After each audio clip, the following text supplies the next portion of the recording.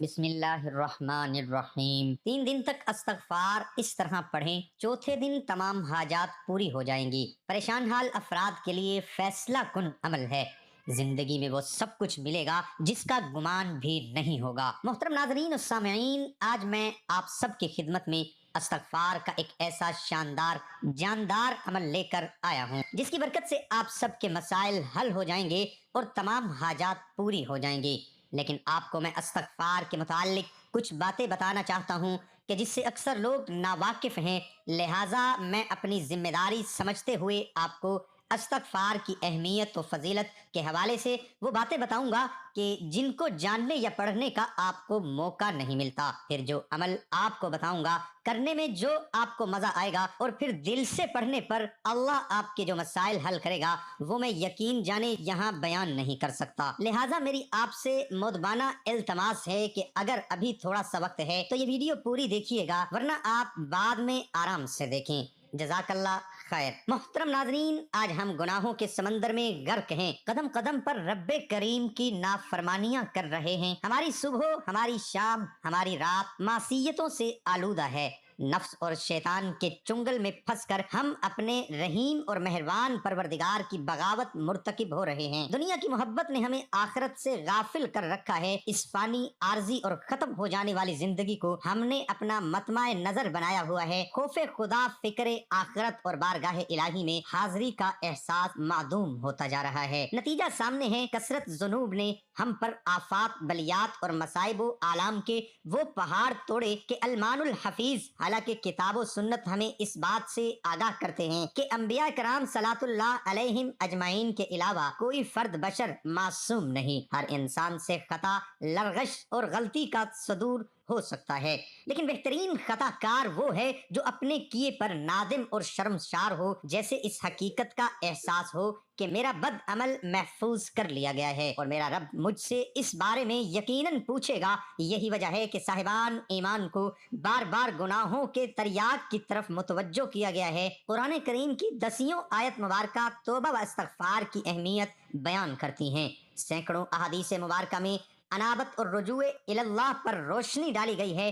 ایسا نہ ہو کہ بندہ گناہ کا ارتکاب کرنے کے بعد مایوس اور پریشان ہو جائے، بلکہ کتاب مبین میں خطا کاروں کے واسطے صاف صاف اعلان کر دیا گیا ہے کہ اللہ کی رحمت سے نا امید نہ ہو، پھر سچے دل سے استغفار، توبہ اور باری تعالیٰ کے سامنے اقرار معصیت کی خیر و برکات دونوں جہان میں نصیب ہوتی ہے۔ حضور اقدس صلی اللہ علیہ وآلہ وسلم کا ارشاد ہے، جو شخص استغفار میں لگا رہے تو اللہ تعالیٰ اس کے لیے ہر دشواری سے نکلنے کا راستہ بنا دیں گے اور ہر فکر کو ہٹا کر کشادگی عطا فرما دیں گے۔ اس کو ایسی جگہ سے رزق دیں گے کہ جہاں سے اس کو گمان بھی نہ ہوگا۔ حضرت ابوبکر صدیق رضی اللہ تعالی عنہ نے عرض کی، یا رسول اللہ صلی اللہ علیہ وآلہ وسلم، مجھے کوئی دعا سکھائیے جو میں اپنی نماز میں مانگا کروں۔ اس پر حضور اقدس صلی اللہ علیہ وسلم نے ان کو وہی مشہور دعائے تعلیم فرمائی جسے عام طور سے نماز میں درود شریف کے بعد پڑھا کرتے ہیں کہ اے اللہ، میں نے اپنے نفس پر بہت ظلم کیا اور نہیں بخش سکتا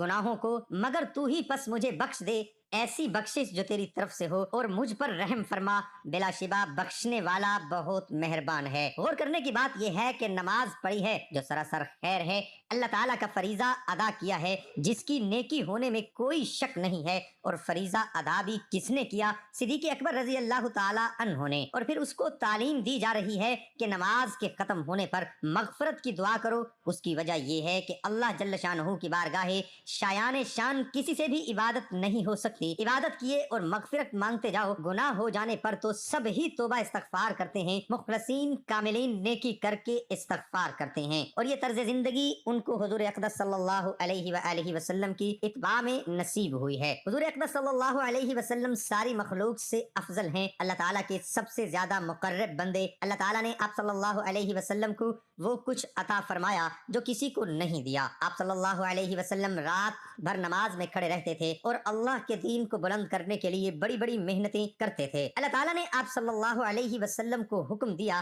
بس آپ صلی اللہ علیہ وسلم اپنے رب کی تسبیح اور تحمید کیجئے، اس سے مغفرت کی درخواست کیجئے، بے شک وہ بڑا توبہ قبول کرنے والا ہے۔ آپ صلی اللہ علیہ وسلم فرض نماز کا سلام پھیر کر 3 بار अस्तगफिरुल्लाह पढ़ते थे, यानी अल्लाह जल्ल शानु से मगफिरत का सवाल करते थे। हजरत अब्दुल्ला इब्ने उमर रजी अल्लाह ताला अन्हुमा फरमाते हैं कि हम ये शुमार करते थे कि हुजूर अक़दस सल्लल्लाहु अलैहि वसल्लम मजलिस में 100 मरतबा ये पढ़ा करते थे, ऐ अल्लाह मेरी मगफिरत फरमा दे और मेरी तौबा कबूल फरमा, बेशक तू बहुत ही तौबा कबूल फरमाने वाला, बहुत बख्शने वाला है। इस्तगफार दिल हाजिर करके हो तो बहुत ही उम्दा बात है। अगर हुजूर कल्ब ना हो तब भी जबान पर इस्तगफार जारी रहना चाहिए, ये भी इंशाअल्लाह ताला बहुत काम देगा। इस्तगफार में कभी कोताही नहीं की जाए और मौके निकाल कर हुजूर कल्बी और पूरी नदामत के साथ भी करते रहा करें, ताकि हमेशा गफलत वाला ही इस्तगफार न रहे। रात को सोते वक्त खूब दिल हाजिर करके 2 रकात नमाज नफल पढ़कर खूब गिड़गिड़ा कर तौबा व इस्तगफार कर लिया करे। आमाल की इस्लाह में भी इस्तगफार का बड़ा दखल है। हजरत हुज़ैफा रजी अल्लाह ताला अन्हु ने बयान फरमाया कि मैं अपने घर वालों के बारे में तेज जबान वाक़े हुआ था। मैंने अर्ज की, या रसूल अल्लाह, मुझे डर है कि मेरी जबान कहीं दोज़ख में न दाखिल करा दे।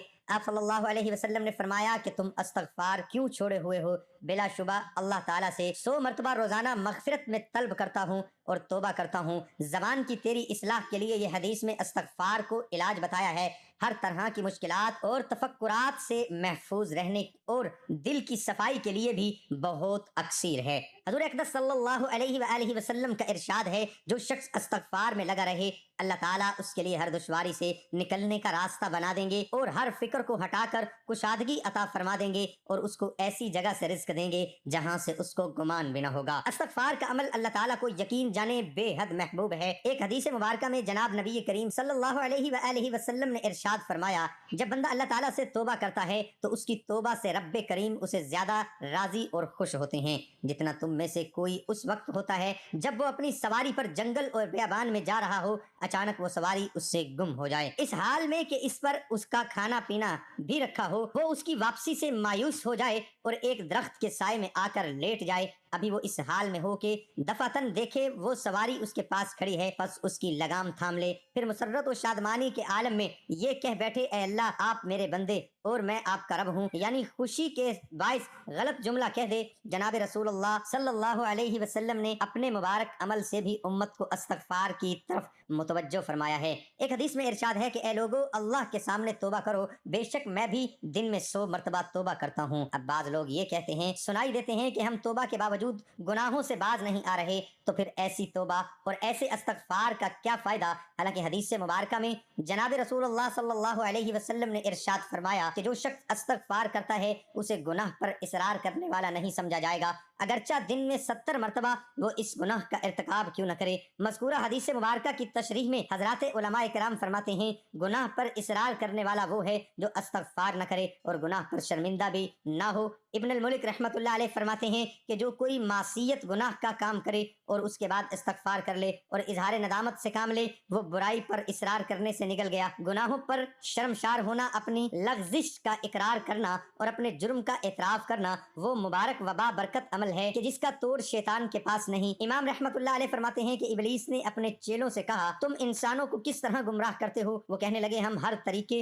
और हर जोहद से इन्हें गुमराह करते हैं। इब्लीस ने जवाब में कहा, क्या इस्तगफार के बारे में भी तुमने इन्हें गुमराह किया है? ये सुनकर इब्लीस गुमाश्तों ने कहा, इस्तगफार तो वो अमल है जो तौहीद बारी ताला के साथ जुड़ा हुआ है, उस पर हमारा जोर कैसे चल सकता है? इब्लीस ने कहा, मैं इंसानों के दरमियान ऐसी चीज फैलाऊंगा जिस पर इन्हें इस्तगफार करने की नौबत नहीं आएगी। इमाम आजम रहमतुल्लाह अलैह फरमाते हैं कि शैतान ने इंसानों में ख्वाहिशात और तमन्नाओं को फैलाया जिसे कोई गुनाह नहीं समझता और उस पर इस्तगफार भी नहीं करता। हजरत अबू सईद खुदरी रजी अल्लाह ताला अन्हो की रवायत है कि जनाब नबी करीम सल्लल्लाहु अलैहि वसल्लम ने इरशाद फरमाया कि बेशक शैतान ने अल्लाह ताला से कहा था कि ऐ मेरे रब, तेरी इज्जत की कसम, मैं हमेशा तेरे बंदों को गुमराह करता रहूंगा जब तक उनकी रूहें उनके जिस्मों में मौजूद रहेंगी। जवाब में अल्लाह ताला ने इरशाद फरमाया, मेरी इज्जत की कसम, मेरे जलाल की कसम, मेरे बुलंद मर्तबे की कसम, जब तक मेरे बंदे मुझसे मगफिरत तलब करते रहेंगे मैं इन्हें मुआफ करता रहूंगा। तो ये कुछ तफसीर थी इस्तगफार के हवाले से। अब आपको अमल के हवाले से बताता चलूं कि जितने भी ये औराद, अज़कार, वज़ाइफ हैं या बुजुर्गों के तजर्बात हैं, जैसे एक शख्स एक कलमा बताता है, दूसरा दूसरा शख्स दूसरा कलमा बताता है, जैसे हकीम, तबीब, डॉक्टर वगैरह एक ही बीमार को मुख्तलिफ दवाइयाँ तजवीज़ करते हैं। इल्म के साथ उसका तजर्बा भी जमा है। बुजुर्गान दीन, उलमा और मुर्शिद हजरात भी इसी तरह उस शख्स का दर्द और गम सुनकर कोई कलमा जो है वो इन्हें अनायत करते हैं। साथ तजर्बा भी होता है कि भाई 25 मरतबा रोज पढ़ लो, 100 मरतबा पढ़ लो। तो इस तजर्बे की बिना पर एक इस्तगफार का अमल शेखुल इस्लाम इब्ने तैमिया रहमतुल्लाह अलैह ने लिखा है कि जो शख्स रोजाना कम अज कम 1000 मरतबा इस्तगफार करे और 40 दिन में कोई नागा न करे, मुकम्मल 40 दिन पूरे हो जाएं और उसने किसी दिन भी 1000 से कम इस्तगफार नहीं पढ़ा, 41वें दिन उसकी तमाम मुश्किलात हल हो जाएंगे। अल्लाह रब्बुल इज्जत उसकी तमाम परेशानियां दूर कर देगा और उसकी दुआ कबूल कर लेगा। तो ये है इस्तगफार का अमल और इसकी अहमियत और फजीलत जो मैंने आपके सामने रखी है। उम्मीद करता हूँ आप सबको आज का अमल पसंद आया होगा। तो पसंद आने पर हमारी हौसला अफजाई के लिए वीडियो को लाइक कीजिए और अगर ये वीडियो आपने आखिर तक देखी है तो इस वीडियो के नीचे कमेंट में कोई भी अल्लाह का खूबसूरत नाम लिखकर हमारी हौसला अफजाई के लिए वीडियो को आगे शेयर भी करते जाइएगा। जज़ाकल्लाह। दुआ है कि अल्लाह पाक मेरा सुनाना और आपका सुनना अपनी बारगाह इलाही में कबूल और मंजूर फरमाए। आमीन सुम